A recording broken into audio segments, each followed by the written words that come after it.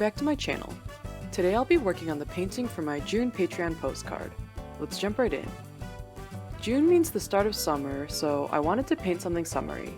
I thought about swimming and beach activities, but didn't really feel like drawing a swimsuit character, so I thought about seasonal fruit. Watermelon is probably the fruit that's most associated with summer, but unpopular opinion, I low-key hate melons, so I decided to pick a fruit I love, which is pineapple. In addition, I recently bought some new cute summer clothes, so this character's outfit is inspired by some of the stuff I got recently. In the past few years, I found that I really love collared shirts, so those have been a staple in my summer wardrobe. I have broad shoulders, so shirts and dresses with spaghetti straps just look unflattering on me, so I prefer short sleeve shirts that cover my shoulders and upper arms a bit. But the struggle with that is I refuse to get a farmer's tan, so I'll awkwardly roll the sleeves up if I know I'll be outside for a longer period of time. Anyway, as you've seen so far, I started off by laying down a thin wash of the base colors, mostly yellows for the subject and blue for the background. I'm then roughly blocking in shadows for things like clothing folds and skin. Back when I primarily worked with watercolor, this is how I approached shading as well. I would lay down the shadow areas wet on dry, then blend out the edges once the paint dried a bit. I found that this was easier for me than slowly building up layer by layer, since in a way it allowed me to jump farther ahead in the process, then fill in the gaps along the way later, if that makes sense. I forgot to mention, but I'm using the Himi Miya Jelly Gouache set, along with some Princeton Velvetouch brushes and Canson XL watercolor paper for this piece. So, although this isn't a watercolor piece, I generally start off my gouache paintings with a watercolory approach.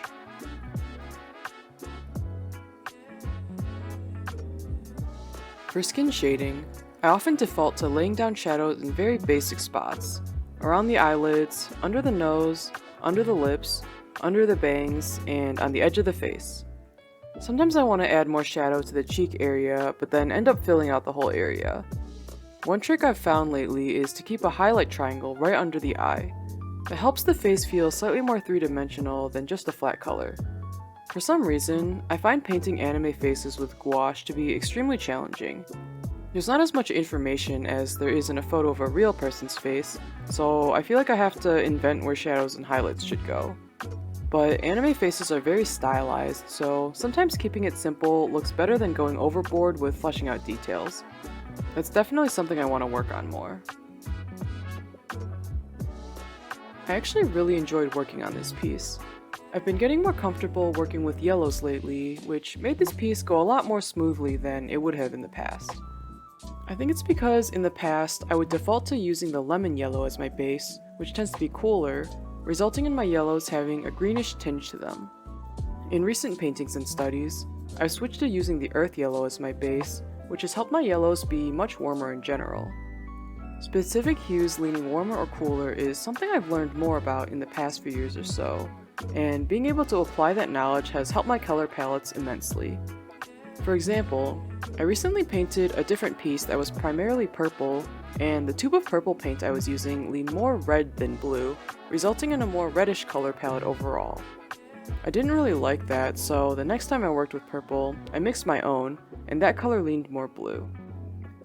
I don't know which specific pigments result in what level of warmth or coolness, but it's something I've been paying more attention to as I paint. When I make test mixes of colors, I'll try using different combinations, such as mixing greens using different yellows and blues, and paying attention to how warm or cool the result is. It's helped me create illustrations with color palettes that look more cohesive overall. Here I'm adding in some outlines to define her hair and face. Back when I mainly used watercolor or even colored pencil, line art was something I thought had to be done at the beginning of a piece, and doing it with long, confident pen strokes was something that always stressed me out. With gouache though, I found that you can just outline whenever during the process, and if it doesn't look right, you can cover it up a bit, which has actually made me enjoy the line art process. There's something very satisfying about getting gouache to the right consistency and then utilizing a brush for line work. The brushes I use tend to taper down to a pretty fine point, even if they're not spotter brushes, so it's nice that I can get pretty thick or thin strokes with one single brush. I also find that doing line art in the middle of the process helps it look like it's more integrated into the painting. What I mean by that is, if I have to adhere to painting within the boundaries created by thick black lines, I get nervous about painting outside the lines. This results in my brush not getting near the edges and there being a lot of extra white or unfinished looking areas near the borders. When I do line art later, I'm not worried about painting over the edges since I know they'll be messy until I do the actual line art, which lets me paint more freely without feeling restrained by the fear of messing something up.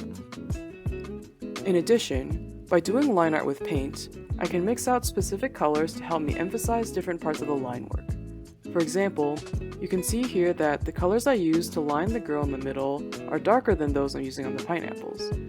If I had to do this with pen, they'd be all the same color, meaning I wouldn't be able to use that as a way to help the character pop.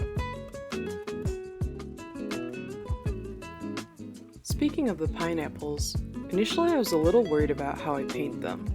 I didn't want to paint super realistic pineapples since they're very detailed, so I went with a bunch of rough shapes and lines to get the overall feel across. As you can see, I did this for the leafy parts as well. I didn't want to do a fully detailed study of pineapples, so I just threw some line downs in generally the right direction to imply dimension. They don't look super realistic, but I think they're sufficient for this sort of background. For the straw, I originally meant for it to be the kind with just a single bend, but because I drew the hand pretty low, I thought it would have been weird to have a single bend straw be that long. To fix that, I decided to change it to a curly straw. Actually, is that even what that's called? I feel like there's a proper term for it, but all I can think of is bendy straw or curly straw. Please let me know in the comments what you call the kind of straw with a bunch of loops or shapes in it.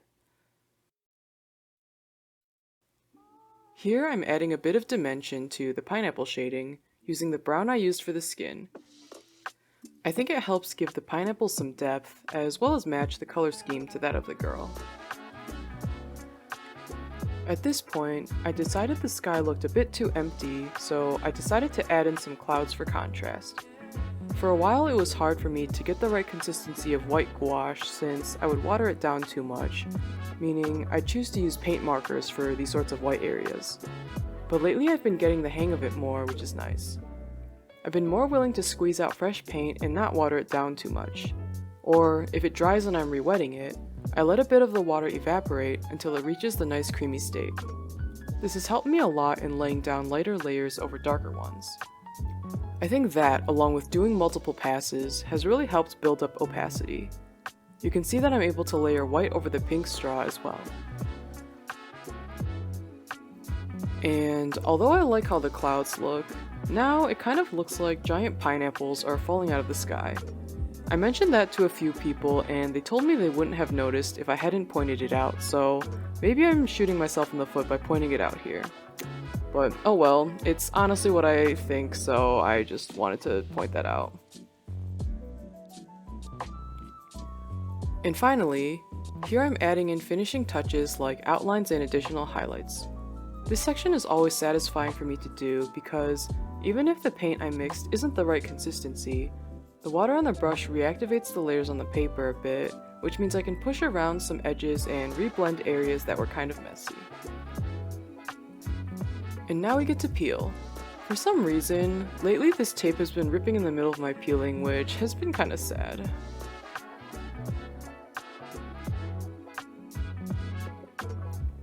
And here's the finished piece.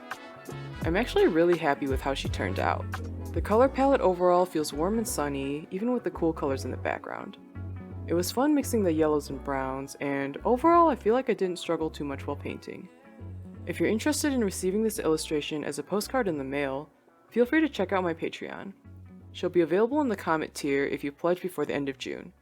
As always, thank you so much for watching, and I hope to see you next time.